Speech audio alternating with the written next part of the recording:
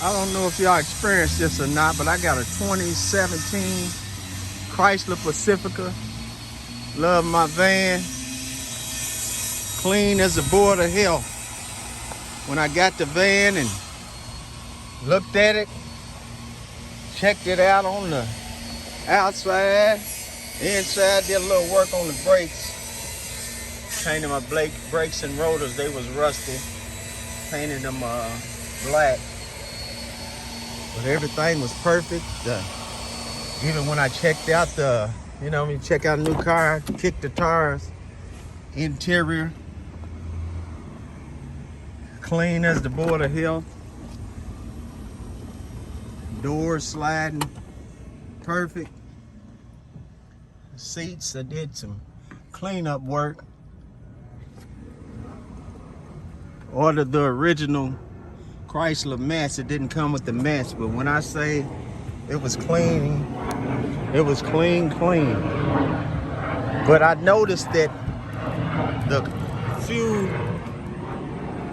Chryslers that I looked at, even if they wasn't limited, they all had this cracked wall.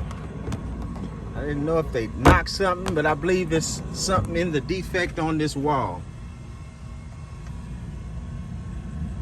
So I'm finally going in to replace the wall. I had to order it, looked in on the junkyards and the cold parts for the port, but couldn't find it. So I had to order original Mopar.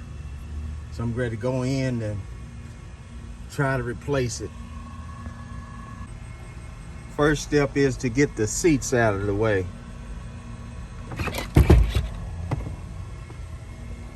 What I like about this van, I had the Honda Odyssey 205 and the seats went into the floor, but you had to manually fold them into the floor. This one here goes down all by itself.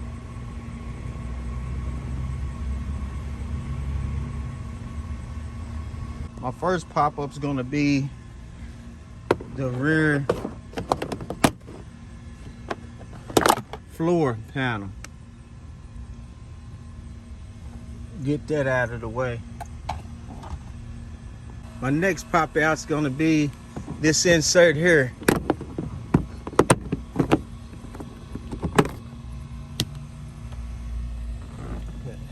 Some kind of access to some kind of electrical, probably the door motor.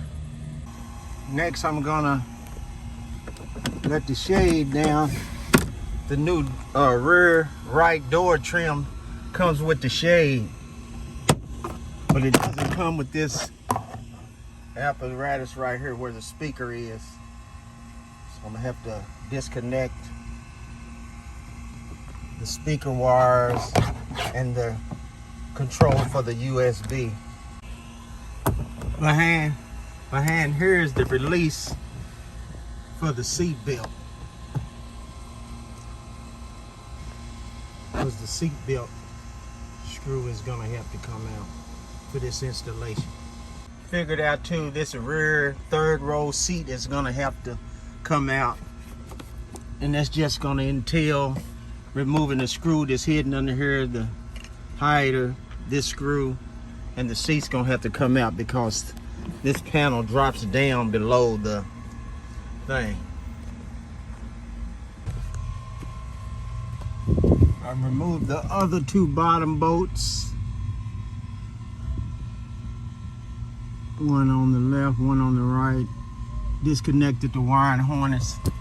Now the seat is ready to come and move out of our way. Now with the seat disconnected, it gives us total access to the right rear panel.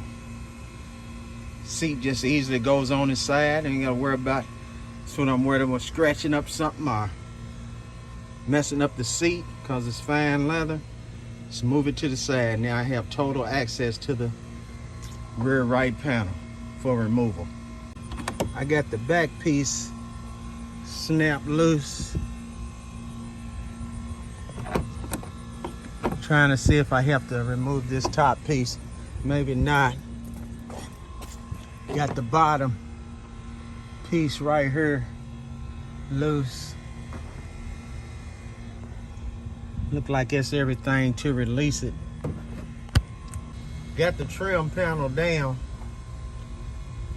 I was wondering, this really answered the question for me, because how the hole got pushed through the trim panel, I thought it was hollow back behind this wall that allowed it to punch in, but the whole wall is filled in. So now this unsolved mystery of how that quarter panel got a hole in it. What amount of pressure did it take to bust it? This is the new port. You see the size of it. Get ready to pay shipping. I suggest, because you see it's original Chrysler Dodge Mopar port, straight from the factory, ready for the unboxing.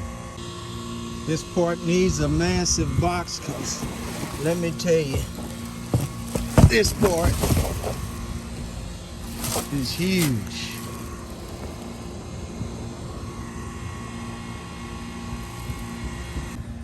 Old port versus new port. Putting the puzzle back together again. Just finished putting in the rear wall in the car. I want y'all to see the finished product.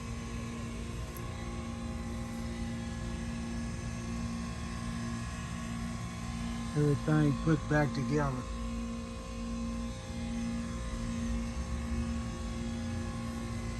Like McDonald said, I'm loving it.